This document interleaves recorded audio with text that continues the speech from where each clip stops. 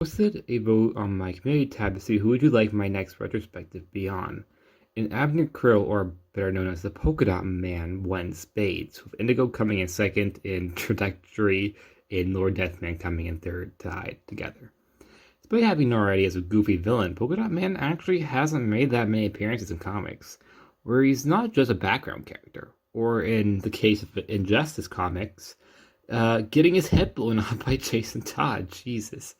Which I know is because he isn't popular, but Jason Todd's logic of killing him, Magpie, Calendar Man, and others, is because they're not useful.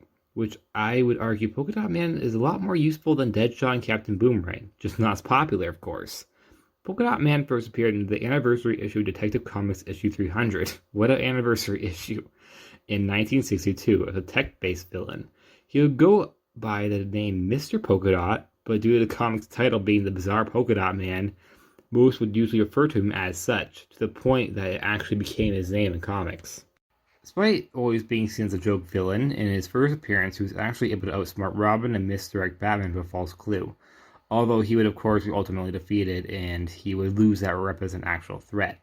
As the moment his character hit the shelves, he was seen as a joke, so comics just embraced that and ran with it. Over a decade later, he would appear in Batman issue 15, in Batman Family issue 15, in 1977. But he was only brought back to be a gag, trying to fight back on Robin with a baseball bat, and he, of course, easily lost. After appearing in the background for literally decades, just as a joke, he would finally get a somewhat bigger role in 2009 in the comic Final Crisis Aftermath run. He would be one of the villains following Doom Patrol villain Immortus, but would die hard, getting his head smashed in after falling down a manhole during a fight between Human Flame and Seductress. Both villains, I have no clue who they are until I made a video, and I do research on both of them for this video, and I'll probably never hear about them again. Anyways, Polka Dot Man would return in New 52 and Rebirth, kinda, in the background of Harley Quinn issues. And yeah, that's really his entire history in comics, summed up in like 3 minutes. Probably not even, just probably 2. Although having hardly any bearing in comics, he would appear in multiple adaptations, including Batman Brave and the Bold. He's one of the villains who fights Batmite during his illusion as if he was Batman. He would also appear in a few other episodes as a villain in the background to fill up the ranks. He would also be one of the many quote-unquote goofy villains in the Lego Batman movie, but his most notable and recent adaptation would be the Suicide Squad in 2021, where he was portrayed as having actual powers instead of just using technology, because of his mom who wanted her son to be a superhero.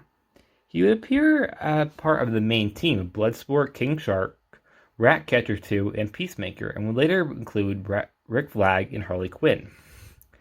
Polka Dot Man would end up dying in the final battle with Starro when he was stepped on. Is that more or less brutal than his way he died in the comics? In my opinion, I don't think Polka Dot Man was ever given a chance. I get it's a quote-unquote goofy concept, but these are comics.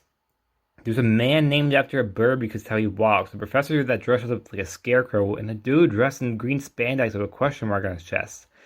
How is Polka Dot Man any goofier than them? The only difference is the era they were introduced, and the eras after they appeared, which build up more on those characters. Well, Polka Dot Man didn't get that. The Suicide Squad movie certainly let Polka Dot Man be more than just a joke. And while other adaptations were, rather, I would say, brought him more as a gag character, there's nothing really wrong with that. It was more of a nostalgic call.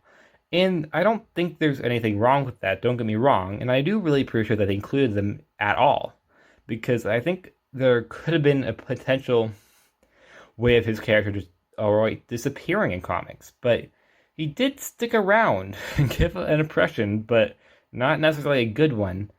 But hopefully we'll see him again in comics. Hopefully. But as of right now, it doesn't seem like that.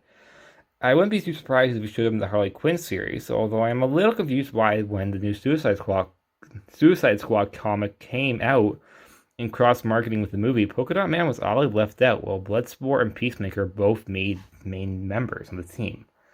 Either way, if Polka Dot Man doesn't appear in comics upcoming, that's fine too. I can understand why his character can be dubbed as silly. But I really do think that the character does deserve a chance to be seen as a serious threat. And I think the Suicide Squad movie could have been that push that he needs.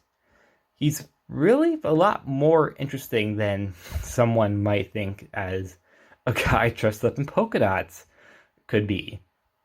And I think all he really needs is somebody, a great writer, or just someone with some sort of like imagination to give him a chance.